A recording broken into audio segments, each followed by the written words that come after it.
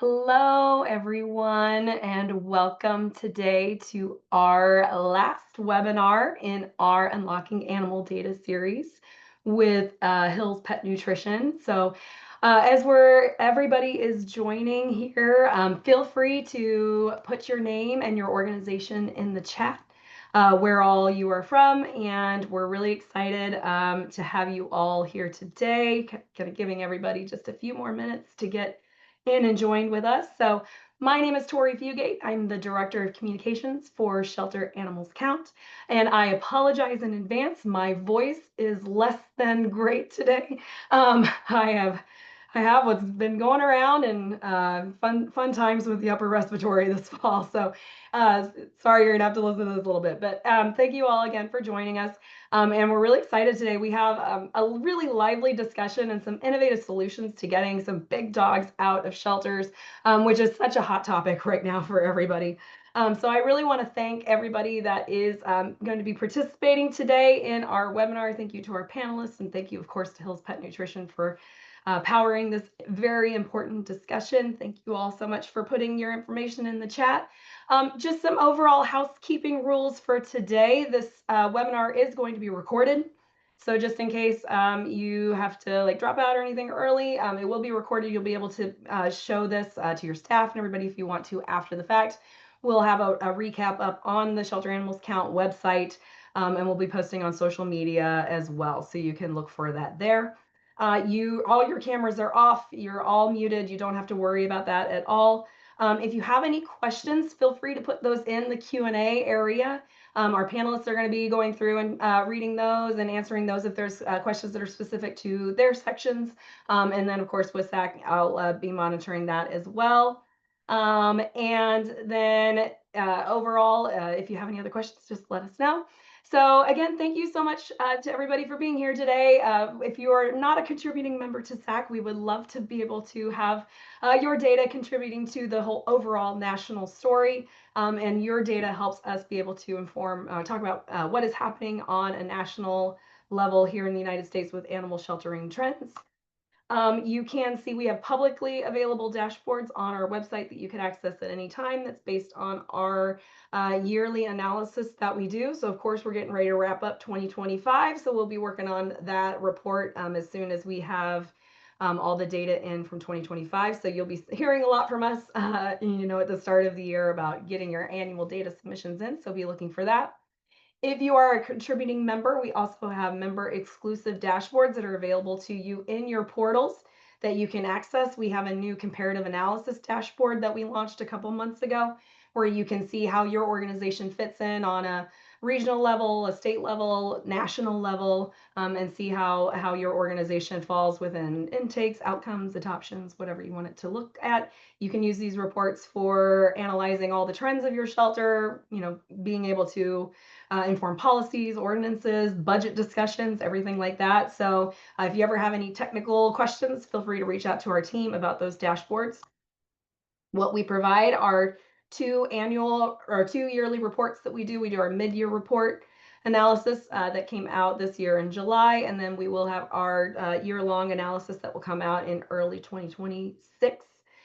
We have also been able to do some really interesting data reports this year. We have, a couple more that are coming out before the end of the year, so be on the lookout for those. And then we also have reports that you can, put your dashboards available on your website so that you can show your data that you submit to SAC publicly available on your website. We also have our Data Basics workbook that is powered by Hill's Pet Nutrition. If you have a new staff member, board members, anybody who's needing to understand why data is so important and what the basics are, including an animal welfare glossary, this is a great resource to be able to provide to your staff members. And it's just a great go-to resource to be able to standardize your data practices. The more standardized data that we have, the better picture that we have of all the data and trends in animal welfare. If you are still manually entering your data and you use any of these shelter softwares, you can sign up for our APIs that automatically transmits your data to us every month. You don't have to worry about manually entering your data anymore.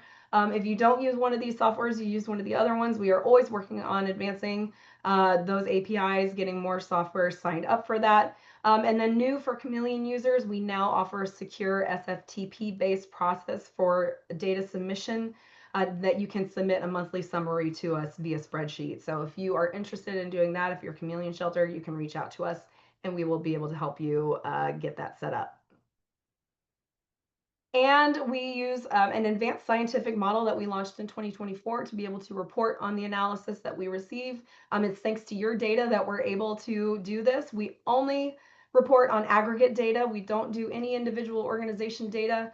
And then we're always working on standardizing that data, the processes, consistency overall for all of our categories. And we use state lists to keep our organizations updated, along with have volunteers who help us be able to make sure that all of the data that we have is up to date and current. And lastly, this is coming very soon, hopefully today. So we are going to be able to release our newest report on national trends in foster-based rescues. So this is a report that is a partnership with a data set from Polytics that's going to be coming out that just dives into some analysis on foster-based rescues. So be on the lookout for that. We're really excited to be able to release yet another data report this year. And then I'm going to turn it over to Megan from Hills to just talk a little bit about what all Hills has coming up. Hi, everyone. Happy Wednesday. I think it's Wednesday. It's the week before Thanksgiving, so everything's blurring together a little bit. But on behalf of our entire team here at Hills, I just want to thank you for being here. We're so excited to be here alongside of you. And for those of you that aren't familiar with the work that Hills does in the shelter and animal welfare space, we have been providing unwavering support for shelters and shelter professionals alike through the Hills Food, Shelter, and Love program for the last 23 years. And it's not just about the science-led nutrition. We really believe that the care that your teams provide are helping to help the pets, most importantly, and the people in your communities. And we are so proud of the work that you've done and excited to have played a small part in all of that. Since 2002, we've supported more than 1,000 North American shelters by providing more than $300 million in food to those shelters. And just a few months ago, we hit a milestone, 16 million supported adoptions. So before we go any further, I just want to say kudos to all of you. I know some of the challenges that we're talking about today are very, very real, but it is always worth taking a moment to celebrate the incredible work that you're doing. So thank you. So I mentioned that we're here to support shelter professionals, and I think we would proudly say that we love data. We know you do as well, which is why at Hills our focus is all about the data. So in addition to our support of this webinar series and a Shelter Animals Count, we are also exposing a lot of our own research to shelters to help make your decision making maybe a little bit easier or expose insights that might be helpful. So if you didn't know, we are now in our third year of the State of Shelter Pet Adoption Report. So that is now available, and there's a ton of information about big dogs. In that, we are going to be talking about some of that a little bit later. And then we've got some new research coming out in the second quarter of 2026 around adopter personas and how your adoption staff can be using some data to have more engaging conversations with adopters to help place animals into homes and keep them there. So if you are interested in learning about any of that or getting more involved with the work that we're doing, I would invite you to join us on Wednesday, December 10th for our virtual shelter town hall. Grab your phone, scan that QR code, and you'll be able to register. It doesn't matter if you're a current Hills Food Shelter and Love partner or not. We would love to see you and talk a little bit more about the exciting things that are coming in 2026. Fabulous. Thank you so much, Megan. Be sure to take a picture of that QR code, and Megan, feel free to put a link in the chat too if you want for that. And so thank you so much. Very exciting. We love that Hills loves data so much. It's a natural partnership for this series. All right, speaking of, here we go. Setting the lens of how things are going with big dogs. So we've been talking a lot over the past couple of years about, overall intake has kind of stabilized a little, since basically we look at the pre-pandemic level, and we've been in this sort of like crisis with big dogs, especially since that 2020 mark. And so, but overall, intake has decreased over the past couple of years. We've seen adoptions level out. And so, really, this is how adoption or how intake has been looking so far for dogs as a whole. This is from our 2025 mid-year report. So 1.4 million dogs enter shelters in the first half of the year, which was down 5% compared to the first half of 2024. Dog intakes have shown steady month over month decreases so far this year, with all the months tracking below last year's figure. And then we do provide forecasting for our mid-year report that's with data that is provided from years past. So it includes all of the data that we have from 2016 on when we started collecting and analyzing data. So that's how that forecast is modeled for the year. So this is how 2025 is looking. Not a lot of change compared to 2024, but we're anticipating to be down a little bit with intakes. But when we look at proportion of intakes by size, this is where data gets really, really interesting. And so we looked at what the line has been for small dogs, medium dogs, and large dogs coming into shelters. And so when we look at the large dog line, I thought this was very interesting to look at. From 2019, large dogs continued to come in. They peaked through 2021, but ever since then, we have seen a decrease in large dogs coming into the shelters, while we've seen an increase in small dogs coming in. So I just thought that data was really interesting to point out. It does feel like overwhelmingly that there are more large dogs in shelters, but what we are seeing, and that we're going to allude to later on, is that they're staying in shelters longer. So that's adding a lot to the capacity strains that we're seeing. Dogs overall are staying in shelters longer, even the medium, and small dogs that typically someday, like before the pandemic, would go out quickly. They're staying in shelters a little bit longer than they were. And then when we looked at community intakes by intake rates, and so this was from our mid-year report as well. Strays overwhelmingly make up over half of the intakes that were coming in from our mid-year report, with surrendered being around 31%, and then other intakes being 13%. And then we wanted to also toss in here, we've looked at a lot of org type data this year, and so this is the proportion of organization type data by dog size. Community intakes for dogs have decreased over all organization types compared to years past, and primarily due to a decrease in stray intakes, with shelters with contract and private shelters have seen small increases in owner surrenders by 2% and 1% respectively.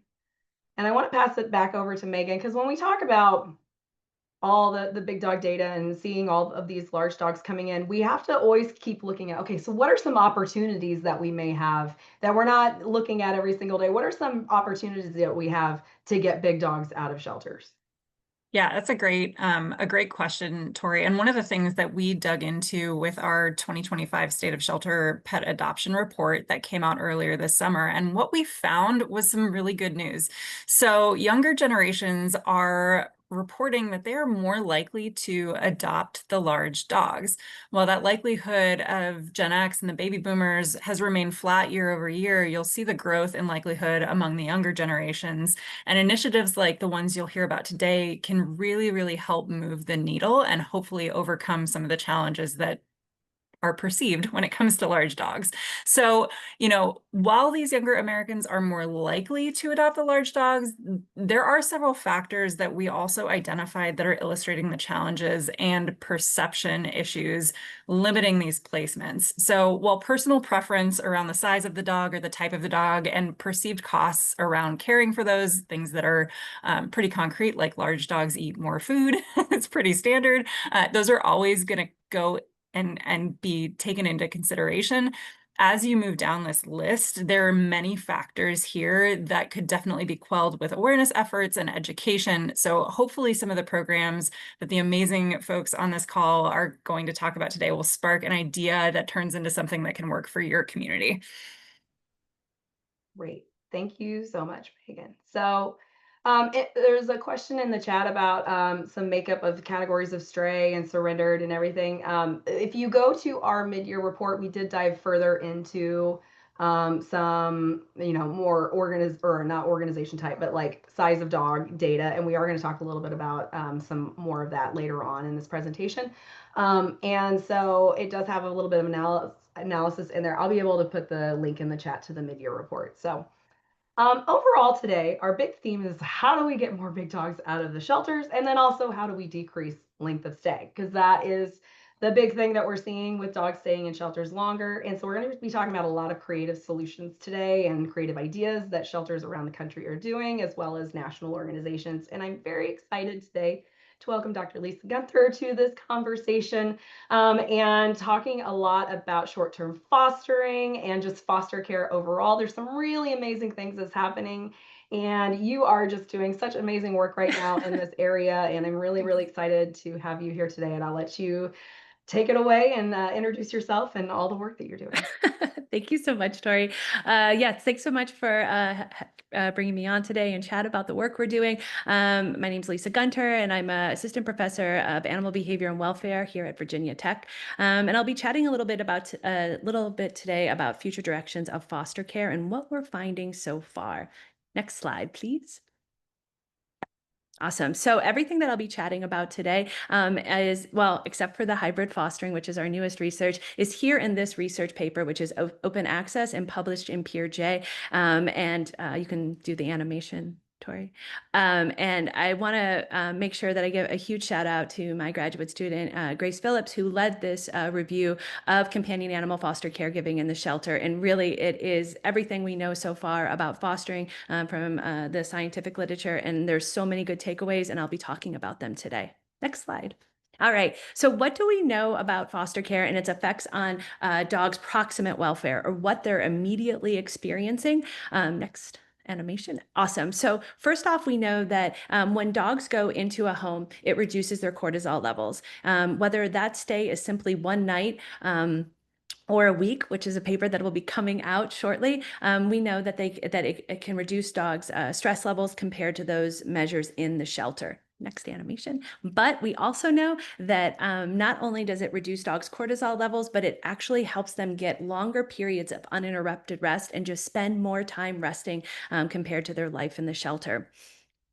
But what we know about temporary fostering or week-long fostering and its beneficial effects to dogs' proximate welfare doesn't quite hold true for brief outings. Now, don't worry, we'll talk about brief outings in just a second and what they are good at. But brief outings don't kind of confer those same sort of effects of reduction in stress that we see with fostering that when dogs go into a home. So those are a little different, and we'll kind of give some more ideas about how to use brief outings because we're big fans. But definitely these programs are for those brief outings are great for dogs that are more your rock stars that can go out with just about everyone and have a good time. And so thinking about how do we use these programs, if dogs are struggling in your shelter, definitely your big guys, but anyone on the size spectrum, sleepovers and week-long fostering are where it's at to help reduce their stress, where we can use brief outings for something a little bit different, which I'll talk on the last slide. And if we think about cats, I want to throw a little bit in about cats. They probably likely need a little bit longer duration for foster care to experience the same benefits we're seeing with dogs, but we think that something like that might be possible. Next slide. All right, so what do we know then about the effects of foster care on what we call dogs' distal welfare? So I just talked about proximate welfare, which is like, what are you experiencing right now? What are these immediate effects to the program? That's where we look at like physiological changes. But distal welfare is kind of like why we all got into this, and it's to help dogs leave the shelter. So when we think about dogs' distal welfare, we're looking at measures like length of stay and their eventual outcome. Next. Awesome. So what we know about fostering thus far is that dogs that participate in fostering just generally have better outcomes. We find that fostered dogs can have a lot more, are more likely to leave the shelter alive from anywhere from 5 to 20 times more than dogs that don't experience foster care. And here's the awesome thing we know about brief outing, just those few hours out of the shelter can help a dog experience a live outcome 5 times more likely than a dog that doesn't get to go on a brief outing. And if you're a dog that goes on a sleepover, that dog is 14 times more likely to leave the shelter alive. And in these studies that I'm talking about that we carried out, dogs of all sizes participated. So these aren't just your small, cute fluffies. Most of the time we're collecting urine, lots of urine, and lots of records about dogs that are of those medium and large sizes. Next. And so we also see that when dogs participate in these programs, there's something about the program. And of course, there's always an opportunity for more research, but there's definitely something about the impact on length of stay. Next. And so what we've seen is that when we first looked at our data, we found that dogs that experienced brief outings and sleepovers often had longer lengths of stay than dogs that didn't have either one of these interventions. And this is looking at a data set of like over 25,000 dogs. And so at first we were kind of left scratching our heads like, why don't these dogs have shorter lengths of stay? I thought these programs worked like that. But what we found is when we dug into our data, those really long lengths of stay, often a month, were the time before the dog actually contacted the fostering intervention. And once they did, the average length of stay for the dogs was just 10 days in the shelter following it, which was much more than comparable to our control dogs. So so the benefits of length of stay are kind of something that you might see once the dog participates in the program. Next. The one program we absolutely love is Foster to Adopt. But one thing to remember with our foster to adopt programs is that they work differently than our typical foster care programs. Next. And so what we find is that if you are a trial adopter and you test drive a dog from a shelter, in about 75% of those cases, that adopter will choose to convert to an actual adoption, which is pretty fabulous. Now, when it comes to just kind of regular foster care, whether it's or various types of foster care, whether it's brief outings, sleepovers, or longer fostering, folks just don't adopt that often from that program. For brief outings, it's about 4%. For longer types of fostering, it's about 18%. That's not to say it doesn't happen, but it's not necessarily an outcome that we should be expecting. But with all that being said, if we have a new foster caregiver that comes under our wings at the shelter, they are more likely to adopt than folks that have been fostering for a while, or even are a shelter volunteer that is trying foster care for the first time. Next. So what we found in our research is that new caregivers, so those are folks that come to the shelter with absolutely no relationship to the shelter thus far, are over 4 times more likely to adopt their foster dog than folks that have no and those folks that have no resident dog, so they're trying out foster care for the first time, and you ask them about the makeup of their home, and they're like, oh yeah, by the way, I don't have a dog. Oh my gosh, those are the folks that are most likely to do it. Next slide. All right, so a little bit about who are our foster caregivers in our programs. So overall, previous research has found that the motivations are about saving and enhancing animal lives, providing animals with love, and positively impacting the community that they are a part of. When we look at caregivers by age, though, their motivations are a little different, and I think something to think about. So younger caregivers, so that's 18 to 29, they are more motivated by things like companionship, emotional support, and getting the chance to meet new people. Whereas caregivers that are 30 and over, they're more motivated, yes, by companionship, but see these differences like physical activity, and then of course, creating connections, not necessarily meeting new people, but creating connections in their community. We see some differences in our canine caregivers versus our feline caregivers, which again, just one little cat tidbit I want to point out is that caregivers that foster dogs and folks that are caregivers but don't have any resident pets, they're more motivated by that animal companionship, which sort of makes sense, than folks that are feline caregivers. And lastly, we see that folks that are female identifying caregivers, they're more motivated by emotional support provided by the pet than caregivers that are male identifying. So again, just something to think about when we are targeting our campaigns, our Facebook posts, any of our social media around foster caregiving, trying to figure out who are we targeting and then what sort of motivations might they have that our sort of pleas and posts can attend to. All right, so what actually makes a foster care program successful? So first off, we've got to support our caregivers. And so resources and guidance from the shelter can really kind of help address and reduce those negative emotional aspects of caregiving, because there are times when things don't go right. There can be strife between resident pets, between family members. And so being sure to support our caregivers does end up helping us retain them and continue to foster for us. But what do we need to be providing to our caregivers? So if we check in with our caregivers, and this was some previous research that was carried out, and ask them, well, what do you want more of? It's training in canine behavior, communication from the shelter, dog training supplies and guidance. And one of the things we found in a study during the pandemic is that dogs with behavioral issues, and when I say behavioral issues, they were simply that the dogs needed a bit more support than typical going out to foster care with regards to behavior. Those dogs were 3 times more likely to be returned from foster care compared to dogs that didn't have those needs. So I think when we think about the foster placement of dogs that have known behavioral issues, as well as I'm going to say adopted dogs with known behavioral issues, we have to do more for those dogs if we want to keep them in that home placement, whether it's a foster home or an adoptive home. And certainly when we think about sleepover programs, brief outing programs, they have to have a community option. We found in our research that shelters that have what we call a public option or a community option, they're just better performing than with these programs than shelters that don't have such an option.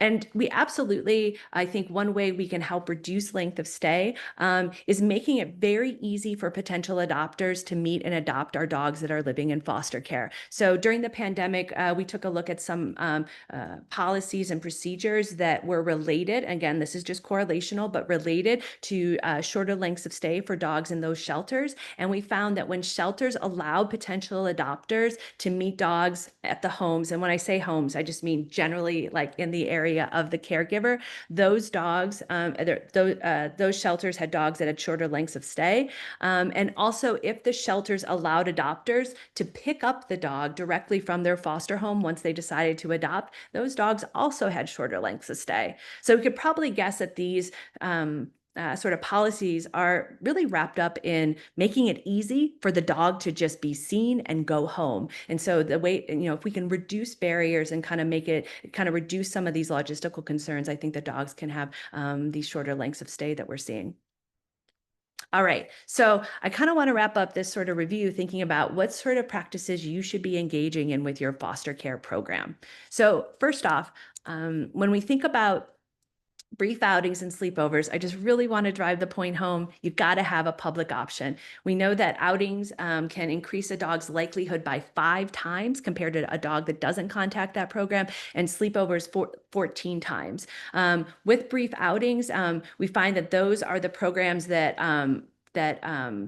our community members participate more in as compared to sleepovers, which sleepovers are often volunteer-based. But even so, I think making sure that at least our brief outing programs have the opportunity for somebody just right from our community to come in and say, hey, can I take a dog out for a couple hours? And being able to have a few dogs that can do that.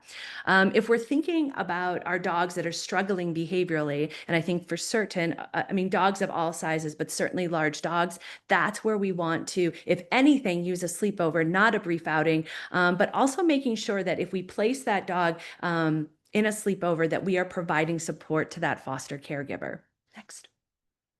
And just to kind of really drive that home, that support to extra for dogs that kind of have these extra behavioral needs, I've got to say that that is not only for our foster caregivers, or as that is very important so that they continue fostering for us. I think that often we just have a little bundle of folks in our organizations that are willing to do that type of foster care. So we really have to make sure that they're well supported. But I would say that this also applies to our adopters and making sure that they have the support they need immediately upon placement to make sure that those dogs are able to stay in those homes. And lastly, kind of wrapping back around to the finding we had about our first-time foster caregivers, I would say, why not treat your first-time foster caregivers like trial adopters. I think we often kind of imagine that our folks that foster to adopt because they're not quite sure yet, and our first-time foster caregivers are two different groups of people, but maybe they are sort of just the same population, but have come to our shelter in a different way. Maybe the trial adopters are a little bit like, I want to adopt, where maybe the first-time foster caregivers, especially those folks that don't have dogs in the home, might be considering adoption as well. And if we look at it that way, then our first-time foster caregivers should really be foster caregiving with dogs that are already available for adoption. And we might not actually want to put too much time and effort in training them, because we're actually not doing that with our adopters who are adopting. So why not, once they stick around and want to foster caregive further with us, then we can kind of provide them that additional caregiver training, but it's after that first placement. Next. And when we think about how we go about foster care, we really advocate for a stepwise approach. Start easy with folks, start them on brief outings, move up to sleepovers, and then think about dogs that are a little bit more complicated. I think sometimes we jump right off and kind of place the dogs that need it the most, but that might not be a way to have folks thrive as caregivers. Also, just providing adequate resources, guidance, instruction, and supplies, and really consider an opt-out feature when you check in with your caregivers. It's not enough to say, hey, is everything going okay? Which kind of have to be a jerk sometimes to say no or admit it. Whereas, hey, do you want to bring the dog back? We're happy to take the dog back if you're done. Kind of gives that person an opportunity to say, no, actually, it's going really well, and I'd like to keep the dog and caregive further. And also allowing those adopter caregiver interactions, letting folks meet the dogs in or around the foster caregiver's home if they're comfortable with it, and directly picking up from the caregiver. Both of those practices have been associated with reduced lengths of stay, which means not only are the dogs staying not as long in our overall care, but then they could possibly be taking more dogs into their homes. And then really thinking about engaging diverse communities throughout our sort of review of the foster care literature. We found that, it's not that we're not always the best at reaching out to the many different types of people in our community. And one of the sayings I love is many hands make the work light. So really doing what we can to engage everyone we can in this sort of big task of taking care of homeless dogs in our community. Okay, so the last thing I want to wrap up with is our new research in hybrid fostering, or what we lovingly call doggy daycare. And so with the very generous support of PetSmart Charities, we've been working with a few of their everyday adoption centers. And these adoption centers are kennels that are a bit bigger than the maybe smaller types of kennels that might be more used for cats. These facilities, some of them were previously boarding and such and daycare. You can see that they have lobby areas and play areas for the dogs. Next. And so during hybrid fostering, dogs reside at the Everyday Adoption Center, where they get to be viewed by potential adopters in the store. But at night, they get to go home to a foster home. And so our research question around this was, well, do dogs that are hybrid fostered have different lengths of stay than dogs that are just hanging out in a foster home, like a traditional foster home, for their duration in our care? And does hybrid fostering influence dogs' cortisol and activity levels? And we'll be collecting more on that second question, but I have data which is bolded on that first one. And so what have we found so far? So far we're finding that dogs' length of stay with our EAC partners, so the dog is going into the Everyday Adoption Center as part of hybrid fostering, is shorter when compared to traditional foster. And so what we're finding is that the length of stay for dogs in traditional foster care is about 56 days. But check this out. When dogs are placed in hybrid foster care, that length of stay is only 10 days. So certainly that exposure in the PetSmart is making a difference for these dogs. And it's really sort of this great sort of opportunity that dogs can get the visibility they need that's often missing in traditional foster care, but then be able to go home at night and get a good night's sleep and come back the next day and be ready to meet their home. And so up next, we have some more work, like I said before, about collecting a heck of a lot of urine and measuring it for cortisol, and also having the dogs wearing health monitoring collars so we can learn more about just what this experience is like in a foster home versus what it's like to be part of this doggy daycare program.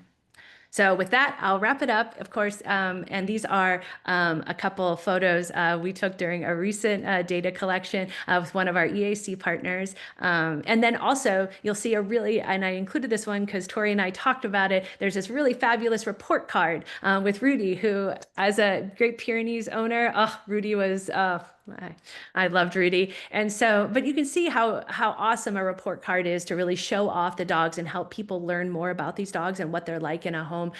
So I think it's a great practice. If you have a foster care program of any means, please include these on your kennels so folks can learn more about your dogs. And with that, if you have any questions, please feel free to email me. My email is lisagunter@vt.edu.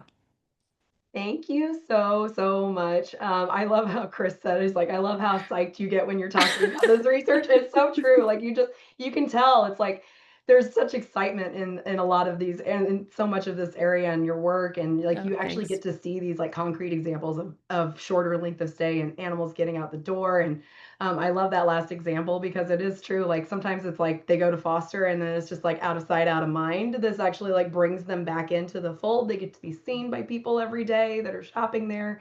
And I just love that there's new research that's being done in this area and all of the things that you're doing. So there were several questions in the Q&A Yes. we'll try to get to. But one thing I did want to oh, go ahead. Oh, sorry. Kate point. had a question about the collars, and we get this all the time. Oh my God, no, they are not shock collars. They are health monitoring collars that collect dogs' respiration, pulse rate, heart rate variability, and activity. So it's how we learn about what the dogs are experiencing. Perfect. Of course. Awesome. Thank you so much. I really appreciate all that information. It's all so exciting. So. Thank you. And one thing I did want to talk about after this was just showing an example of like some of these like really creative programs. Throughout this series, with the Unlocking Animal Data series, we have talked about dog day outs a lot and shorter length of stay and getting more exposure to these animals and that are out in the community every day. And I loved this program that Wisconsin Humane Society is doing. And it's just a very creative play on the words and everything that they're doing. So that with their bench warmer program, they made dogs that are available 6 days or more, they automatically become a bench warmer at their organization. And so as of February, they had 125 dogs available for adoption, and 45% of those dogs were bench warmers. This year, they upped it even further and did a bench warmer tryout program. This is like a foster to adopt program where you could take a bench warmer home for 7 days to try it out. The goal was to reduce length of stay with this program, and they have been able to do that. So within the launch of the bench warmer tryout program, they had 68 new foster applications in the week that followed the announcement. They've been able to get 20 to 30 new people to sign up to be a part of this program every week since that. And they have reduced their length of stay from 4.8 days to 4.2 days. And then dogs that were surrendered to the shelter were reduced by 1 full day, which for them was a huge reduction in length of stay. And they've also seen, as a result of everything that's going on, they've seen a record number of surrendered dogs and record number of intakes, but they have also seen record placements as a result of programs like this. And I will say that one thing that I really liked when they were telling me about this program was that they're constantly evaluating it and saying, what more can we do? So they had at first bench warmer adoption fees were $75. Now they're $25. And now they're looking at doing for bench warmers $25 to name your price. And so they're constantly evaluating the program, looking at how they can advance it, looking how they can get animals out more quickly so that they can help more animals in their community. And I just thought that this was such a really unique program. And we've seen such success with foster to adopt programs and dog day out programs for reducing length of stay. And I'll share some blogs at the end that feature Arizona Humane Society launched a dog day out program, and they have had like 3,000 people sign up to be a part of that program, and just continuing to see great success with it. So thank you so much for that, Dr. Gepter. And so now I want to bring it over to Jamie Garabedian, with MSPCA Angel in Massachusetts. And when I reached out to them and saying, like, what are you doing to get big dogs out? Like, the amount of information that they sent over with of all the things that they're doing and focusing to get large dogs out of the shelter was just overwhelming. So I invited Jamie to come on today to talk about a wide variety of the things that they're doing, also how they're using SAC data in order to analyze their programs and the success of everything that they're doing and how they can help not only pets in their community but beyond. So Jamie, with that, I will turn it over to you, and feel free to introduce yourself and everything that you're doing at MSPCA Angel. Thanks, Tori. Like Tori said, I'm Jamie Garabedian. I am the project manager for our animal protection division at MSPCA. And we do love data, so we have a lot of it and we like to dig into it. So I'll talk a little bit about what we are doing to try to move some big dogs out of the shelter. So if you want to go to the next slide. So I don't think it's any secret. I think everyone on here knows about the national dog population crisis that we are all facing. And so when we dug into this a little bit to see like what is causing this crisis, and obviously we are seeing an increase in the number of dogs entering shelters and staying there longer, but that doesn't mean that we're necessarily seeing an increase in the number of intakes, which we will dig into. So what have we done to combat these issues? We'll talk about all of this today, but essentially we've worked to reduce our barriers to adoption. And this kind of plays off a little bit of what Dr. Gunter was talking about. Like, let's make this easy for people who want to adopt. We've used a lot of data to build out a narrative and a marketing strategy to get people in our community to know about the population crisis that we're facing and, inspire them to adopt or volunteer or donate. We've worked on a bunch of fee-waived events that we will dig into a little bit more. We formed a coalition with a bunch of organizations in our state to work together and share resources and ideas.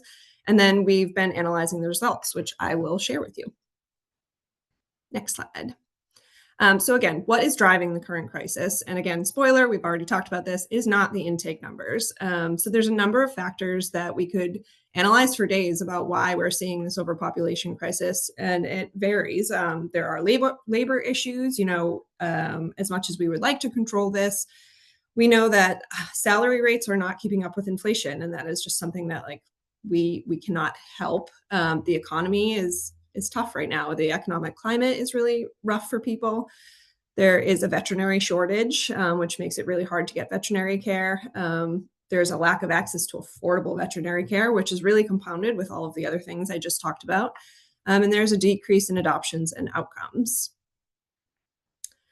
So looking at SAC data, and again, we're comparing really to pre-pandemic numbers. We are actually seeing that dogs that are entering shelters and rescues are down. So it is not intakes that is causing this crisis.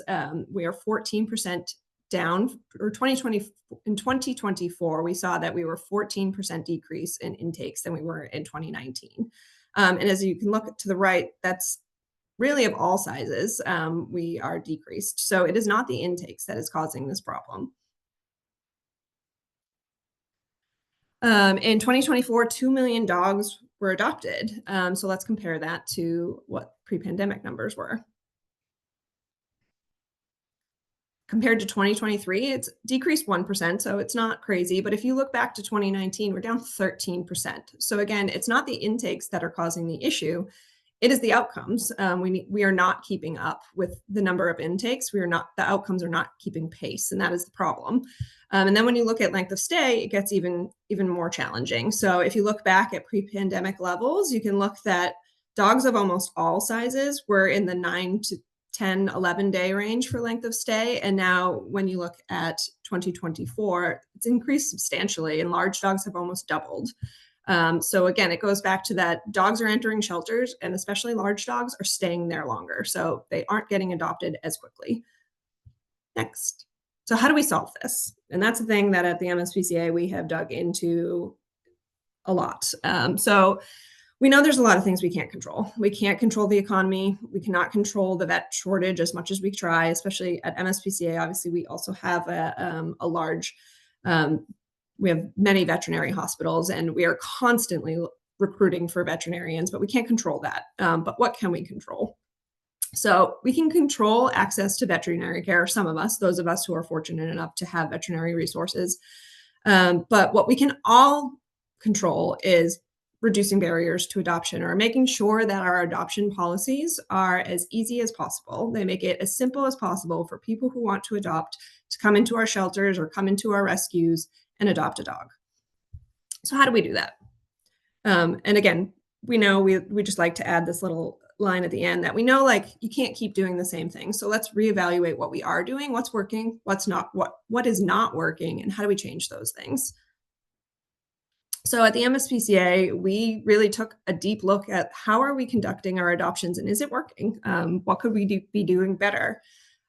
We employ a conversation-based matchmaking adoption process. So really, we just want to sit and talk to the potential adopters, learn more about what their lifestyle looks like, what their home life looks like, and really work to find an animal that works for them and that is going to be successful for both the animal and for the family. We all know that there are common barriers that we have probably all employed at one point or another. So we took a deep dive into those and said, like, are these really working, or can we let up on some of these, and can we approach these differently? So some of those we'll go through right now. First and foremost, landlord, HOA, and homeowners insurance checks. I know all of us have done these at one point or another. We have since removed them, and instead we work to talk to the adopter about, if you are a renter, make sure you've talked to your landlord. Are there any breed restrictions? Let's just talk through this, and make sure that that's something that they've considered. But we trust them if they say that they have talked to their landlord or their HOA, that is good enough for us, and we move forward. Another one that's really common is, and we get a lot of hounds. We have a big relocation program, so we pull a lot of hounds from the South.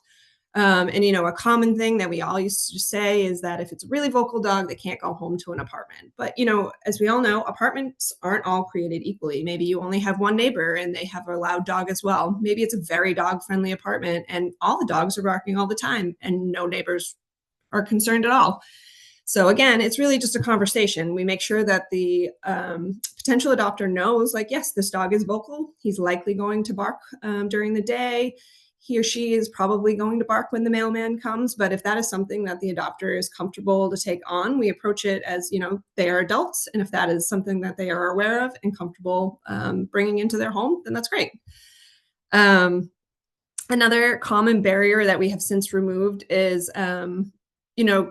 casting judgment on an adopter who comes in who might be low income or on assistance and either needs ongoing help with things like pet food or with low-cost veterinary care, or maybe the adoption fee is the barrier. We firmly believe that everyone deserves to have a pet in their life. And if something as simple as needing help with pet food is the barrier, then we are happy to provide that. We have a pet food bank where we are happy to help on an ongoing basis. And we have referral options for different low-cost veterinary care. But we just make sure going into that conversation that it's very realistic. This is what you can expect. In terms of medical care, especially if the animal has some sort of ongoing medical care that's going to be a little pricier than others. And we're always willing to waive an adoption fee if that's the barrier and it's otherwise a really great home and a good match for the animal. Children's another big one. I know we all struggle with how we approach children in the home. And again, we take this on a case-by-case basis. We never want to make it so that a child has to come in to the adoption center to meet a dog. It's really based on the dog. And again, based on the home.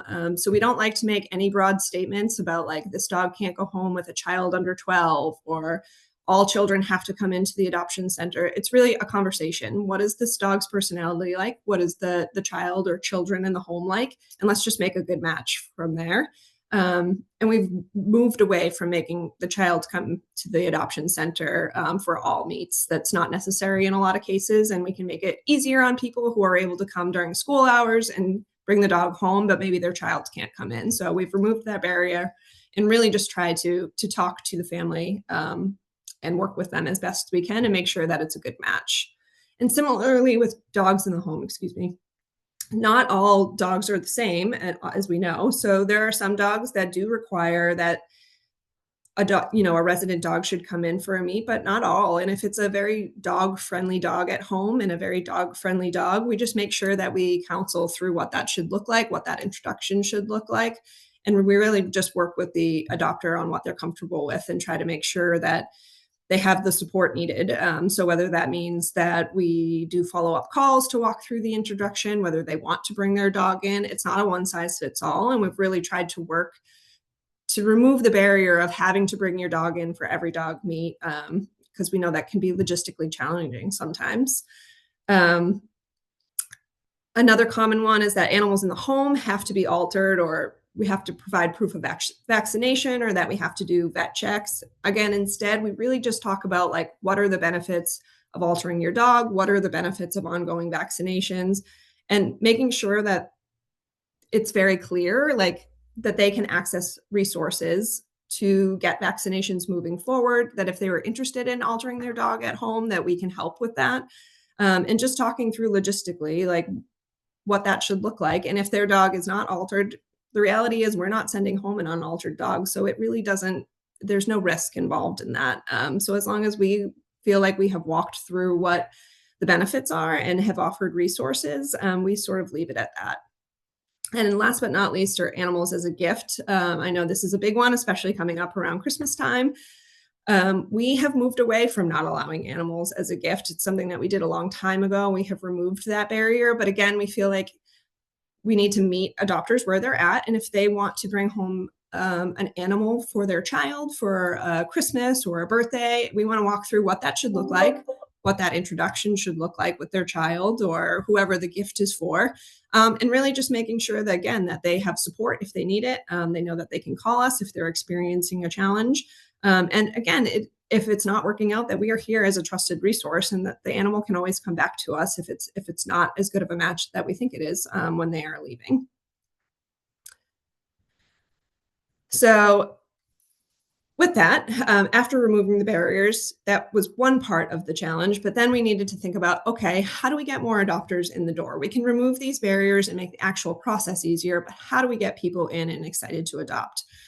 So we used the data that we had talked about previously from SAC to generate a national dog overpopulation crisis story. So we, our publicist and our marketing team went heavy on socials and in the news about this national dog crisis to create some excitement. And then we built out strategic fee-waived events. So essentially once a month, especially throughout the summer when we experience, overpopulation at its max, as we all do, we do a fee-waived dog event for dogs over the age of 1 year.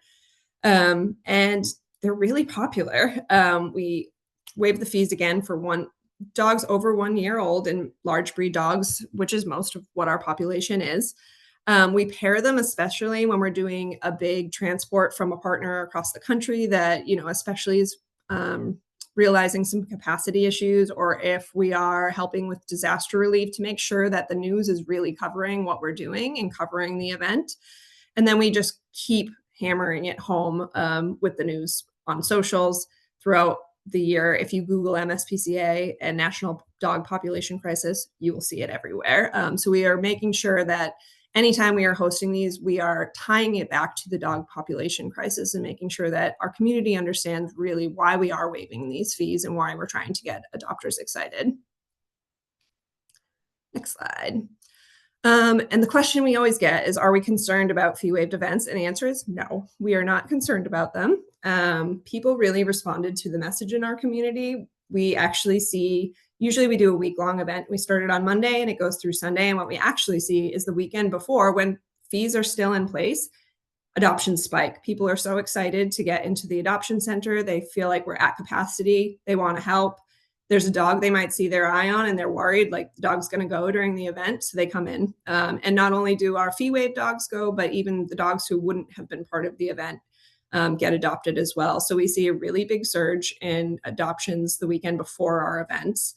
And one thing we like to reassure people who are concerned is that the process stays the same. Really, the only difference during these fee waived events are that we're removing the fee. We still have the same conversations with adopters. We still are working to make the same matches. So there really aren't any concerns. And honestly, we see so many really concerned people coming in during these events, and they just want to help. And oftentimes we get people who are actually so excited about the event and so excited to help that they end up donating more than our adoption fee even would be in the first place. And if you look to the right at this little graphic, we did do a survey when we first started these to understand like what is motivating these adopters to come in. And the biggest motivation was really just like they heard about the crisis and they want to help. So with that, we realized like this is working. We are talking to the news, we're getting people excited, paired with our reduction in barriers and our fee-waived events. Like this is working, people are coming in, but how can we now like make this more successful, and how can we help other organizations, and how can other organizations help us? So we're really fortunate. We have a lot of veterinary resources, as I had implied previously, but obviously access to care isn't the only obstacle that we were all facing. So we worked to form what we call the Mass Coalition. So we work alongside a few other organizations in Massachusetts: Boston Animal Control, Berkshire Humane Society, Dakin Humane Society, TJO in Springfield, and then Worcester Animal Rescue League. And essentially this group formed so that we can share resources, ideas, and really just help each other out, because it's really important to us that we are successful, but it's also equally important that other animal organizations are successful as well, and especially in our home state. So our goal with this coalition was to increase adoptions, reduce length of stay, and reduce euthanasia rates. And so to do that, we focus on providing behavior support to one another. We have behaviorists at each location that have behaviorists meet. We talk through dog cases and really compare like how we're approaching different complex behavioral issues that we're running into, and how we're providing that pre and post adoption support, working together to reduce barriers to adoption. And so we talked kind of a lot about what we talked about earlier on the slides of like how MSPCA has reduced a lot of barriers and compared notes of what these other organizations are doing, and kind of work together to reduce even more barriers. And then we joined together for these fee waived events. So more often than not, when we host these now, it's all of us hosting them together, which is really great, because what it means is that if you live in Massachusetts, during the same week, almost every organization, like in any area you live in, you can go to your local animal shelter and fees are waived at the same time. So that's really helped us draw some PR and social attention, because it's across the entire state. MSPCA really is location wise, we're on the east side of the state. So by doing so, we really opened this up, and it makes it really exciting for Massachusetts residents. And again, really helps us get a lot more news attention. So what are the results? In 2022, MSPCA took in 5% of all dog intakes into shelters in the state of Massachusetts. In 2024, so last year, we increased that to 10%. And then we increased the number of live outcomes for dogs by 26% since 2022. So that was an 8% bump from 2023 to 2024. And why I really like showing these stats in particular is that it shows that not only are we able to increase our live outcomes, we're increasing our intakes while we're doing that. So it's allowing us, by reducing these barriers and by strategically working together to have these fee waived events at the same time, it allows us to take in more dogs, both from relocation, from our local community. So it's allowing us to not only get the dogs out of our shelter in a quicker amount of time, but continue being a resource to shelters across the country and to our community members. And so since forming the Mass Coalition, which was in July of 2024, we've already adopted out over 1,000 dogs just through the fee waived events. So dogs with no fee, it's been over 1,000 dogs across all organizations, which is really exciting. All right, Jamie, this was so good. Oh my gosh. Thank you so much for all of this information. Like I said, they're doing so much. So it was just so cool to be able to hear all of this from you, and just kudos to you and your team and everybody who is doing this work in Massachusetts. And just thank you so much for all the data and information that you shared today. And I love, so we have just a couple minutes left. And I just wanted to end the webinar, if you stick with us for just a couple more minutes, I just wanted to end the webinar just with a couple of other examples from shelters and rescues across the country who are doing like really, really cool things, because I think it's just like, again, we just have to have that motivation to be able to think strategically, creatively to get animals out of the building. And so just a touching base on a few more programs that we've talked about really in our Unlocking Animal Data series, but Pasco County and Animal Services have rescue partner meetings that they started a few years ago. And I love that this ties in well with what Jamie was talking about with collaboration, talking to each other, working together to find solutions. So in Pasco, they started small. They had these rescue partner meetings where the shelter, the city and or the county shelter would host these meetings with the rescue partners. They had 6 people show up to the first one. Today they host 110 to 130 participants every meeting. They discuss problem solving to identify community challenges and remove barriers to life saving. It builds trust with all of their stakeholders that attend the meetings. And then the data shows the impact of this culture shift. In 2017, they had 635 animals that went to rescue or transfer partners.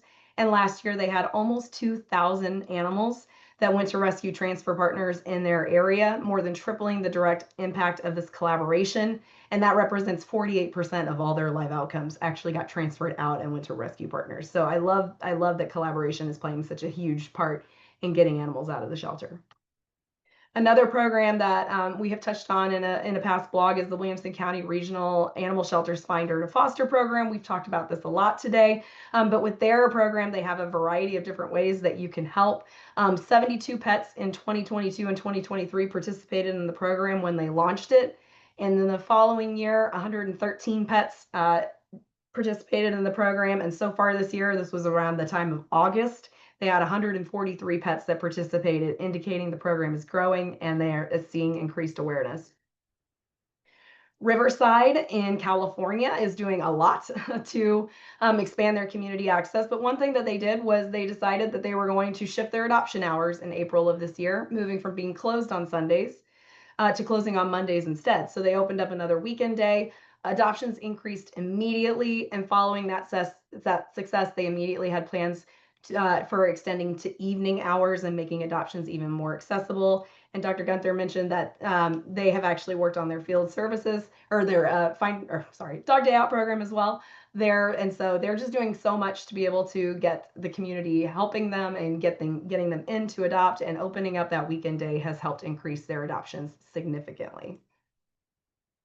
And lastly, we looked at Cincinnati Animal Care. So Cincinnati, at any time, they have 95% of their dogs that are in their shelter are large, medium to large dogs. So they have a ton of large dogs that are needing homes. They've done so much to get more exposure to large dogs in their shelter. They dedicated a whole website page on information on fostering big dogs. And then they did a day trip video that was a training video for their more difficult to handle dogs. Saw a 157% increase in participation just by offering a video that was a training video to show how to better handle these dogs out in the community when they were doing their dog day outs. And then the foster and outcome teams are provided daily with a list of their easiest to place big dogs. So they have on average about 400 available dogs at any given time. They have a daily list of 10 to 15 that they give out to everybody. That's their easiest dogs that could leave the shelter today. And what they're seeing is that's really helping these dogs be able to move out of the shelter faster. It's helping adopters be able to narrow down what they're in, like which dogs that they're interested in, and it helps open up kennels for more dogs that are needing to come in from their community. And I loved this visual that they did on Facebook where they showed like, here's the amount of small dogs needing foster, and then here's the amount of large dogs needing foster with the treat jar. I just thought that was so cute and just shows a visual representation of the needs that they have at their shelter and how the community can help them. I really want to thank everybody for attending today. I want to thank our panelists. I want to thank Hills for all of their support of our Unlocking Animal Data series. If you go to this QR code, this page on our website, I'll actually put it in the chat as well. If you go to this page, it has all of the blogs that we've featured on this series, as well as all of the webinars, the recaps that we've done on all of those. All the recordings are on there. You'll be able to access those.